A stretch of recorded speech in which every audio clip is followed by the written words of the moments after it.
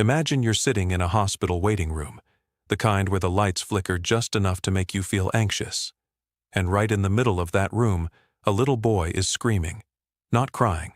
Screaming. His whole body is shaking, his hands are covering his ears, and no one, not a single person in that room, knows what to do. His mother is kneeling beside him, whispering his name over and over. And then a man in an expensive suit walks in, looks at the scene, and pulls out a checkbook. He writes something down, tears the check out, and slides it across the floor. $750,000, just to make the noise stop. But nothing happened. The boy kept screaming. That is, until the janitor sat down beside him, leaned in close, and whispered just one word. And that one word changed everything. Stay with me, because this story is going to stay with you for a long time. Welcome to Dad's Life Lessons, where we don't just tell stories, we tell the truth behind them. If this is your first time here, hit that subscribe button right now and tap the like button. It takes 2 seconds, and it helps more dads, more parents, and more people find stories like this one. Okay. Let's go back to the beginning. Marcus was 7 years old. He had been nonverbal since birth. That means he had never spoken a single word out loud. Not mom, not dad, not even his own name. But make no mistake, Marcus understood everything. He felt everything. He just couldn't communicate it the way the rest of us do. His mother, Diana, had spent every single day of those 7 years learning her son's language, the way he tilted his head when he was curious, the way he tapped his knee 3 times when he was scared, the way he pressed both palms flat on a surface when he felt safe. She knew him better than anyone in the world, and she loved him with the kind of love that doesn't need words. But that Thursday afternoon at Greenfield Medical Center, Diana was at her breaking point. Marcus had been scheduled for a routine follow-up appointment. Routine, that word that parents of special needs children learn to laugh at, because there is no such thing as routine. The waiting room was too loud. The lights were too bright. Someone nearby had a strong perfume. The television in the corner was playing a cartoon at full volume. And for Marcus, all of that together was like being inside a thunderstorm with no shelter. His sensory system was overwhelmed, and his body did the only thing it knew how to do. It shut down every filter and let everything out at once. Diana held him, shushed him, rocked him. She tried everything in her toolkit. But Marcus was too deep in the moment. And then the room went quiet in a different way. That uncomfortable, awkward quiet when strangers don't know where to look. People shifted in their seats. A few pulled out their phones. One woman picked up her bag and moved to the other side of the room. And then he walked in. Richard Caldwell, CEO of Caldwell Pharma Group. He was there for a board meeting on the 3rd floor, but his driver had dropped him at the wrong entrance.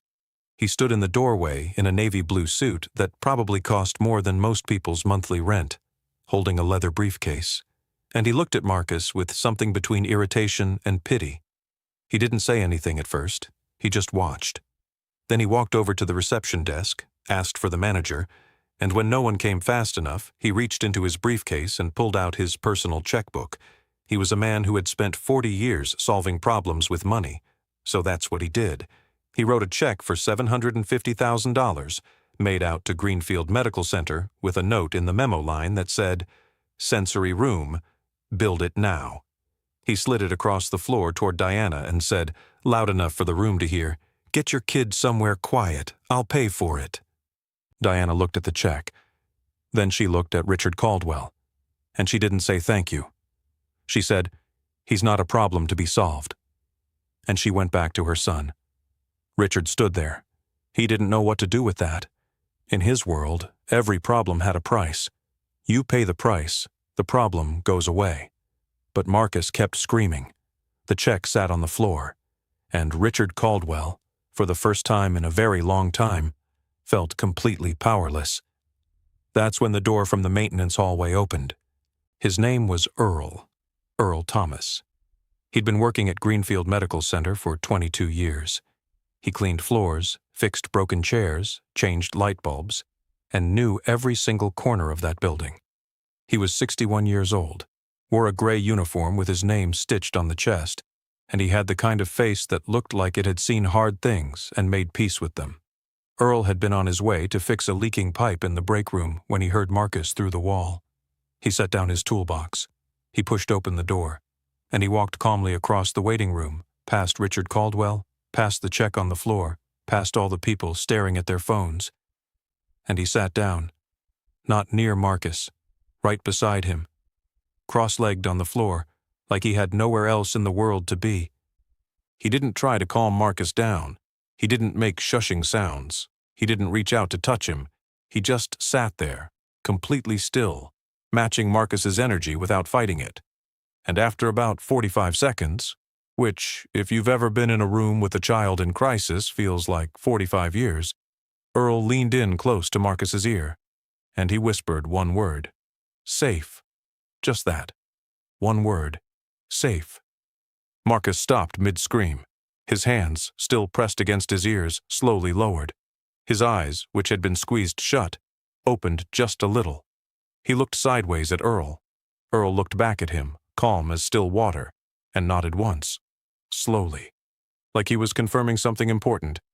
And Marcus, who had not made a single voluntary choice in the last 20 minutes, leaned his head against Earl's shoulder. The room was completely silent. Diana had her hand over her mouth. Her eyes were full of tears, but she didn't move. She knew better than to break the moment. Richard Caldwell was standing against the wall with his checkbook still in his hand, and for the first time in the whole story, he looked small. Not in a mean way, just small, like a man who suddenly understood the limits of what he'd always trusted most. Earl sat with Marcus for 11 more minutes. He hummed something low and steady, not a song anyone recognized, just a sound, a rhythm, something that said, I'm here, you're here, and nothing bad is happening right now. And Marcus stayed calm. When the nurse finally called Marcus's name, Marcus stood up on his own, looked at Earl, and touched the back of Earl's hand with 2 fingers. Earl smiled. He nodded again, and Marcus walked through the door with his mother. Now here's where the story takes a turn, because the real lesson isn't just about that moment, it's about what happened next. Richard Caldwell didn't leave. He picked up the check off the floor. He walked over to where Earl was getting back to his feet and said, How did you know to do that? Earl straightened up, brushed off his knees and looked at the man. My grandson, he said. He's like that boy. I learned. Richard was quiet for a moment. Then he said, I want to build that sensory room, but I want to do it right. Will you help me? Earl looked at him for a long time, and then he said, I'll talk to Diana first. They did build that room. It opened 14 months later. It's called the Earl Thomas Sensory Suite, and it's equipped with adjustable lighting, sound-absorbing panels, weighted blankets, and a small garden window that looks out onto a courtyard with moving water. Diana was on the design committee. Earl met every contractor personally to make sure every single detail was correct. Richard Caldwell funded the entire thing, not just the room, but a training program for all medical center staff on sensory awareness and nonverbal communication. It's now a model that has been replicated in 11 hospitals across 4 states. But the part I want you to sit with, the part that Dad's life lessons is really about, isn't the room. It's the one word, safe. Because that word wasn't just for Marcus. That word is for all of us. Think about the last time you were overwhelmed. The last time everything hit you at once and your brain couldn't sort out what was happening. What did you need in that moment? You didn't need someone to fix it. You didn't need money or a plan or a solution. You needed someone to sit down next to you, get quiet with you, and tell you that right now, in this moment, you are safe. That's what Earl knew. That's what 22 years of watching, listening, and being present had taught him. Not a degree, not a title, not a checkbook. Just the deep human knowledge of what it means to be scared, and what it means to not be alone in that fear. Richard Caldwell knows it now too. In an interview he gave the year after the sensory suite opened, he said something that I think about a lot. He said, I've closed billion-dollar deals. I've built companies from nothing. But the most important thing I ever did was not write that check. It was staying in that waiting room long enough to watch a janitor teach me what leadership actually looks like. He's since started a foundation. He funds programs for nonverbal children in low-income communities. He sits on the board alongside parents, caregivers, and a 61-year-old man named Earl, who still shows up to work every morning in a gray uniform with his name stitched on the chest. And Marcus? Marcus is 12 now. He still doesn't speak with words. But he communicates. Through a device, through sign, through art. He has 3 pieces displayed at his school. One of them is a painting of a gray figure and a small boy sitting cross-legged on a floor that looks like the inside of a storm. And in the middle of that storm, between the 2 figures, there is one word written in careful, deliberate letters. You already know what it says. Dads, I want to ask you something directly. When your child is in their storm, whatever that storm looks like, what's your first instinct?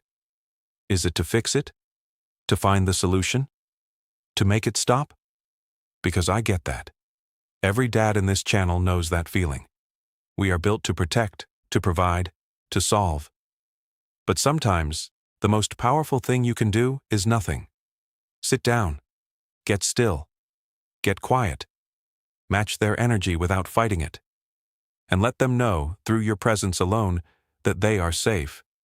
Not because the problem is gone, not because you have the answers, but because you're there, and you're not going anywhere. That's the lesson today. Not a fancy one, not a complicated one. Just this. Presence is the most expensive thing you'll never buy. Before you go, I want to know, has there ever been a moment where someone's presence alone changed everything for you? Or where you sat with someone in their storm and didn't need to say anything at all? Drop it in the comments below. Seriously, stories like that deserve to be told, and this community, the Dad's Life Lessons family, is exactly the right place to tell them. And if this story moved you even a little, share it. Send it to a parent you know. Send it to someone who needs to hear the word safe today. You never know whose waiting room moment this video might be. Thank you for watching. Thank you for being here. And remember, the greatest thing a dad can give his child isn't money, isn't advice, isn't even protection. It's his presence. We'll see you in the next one.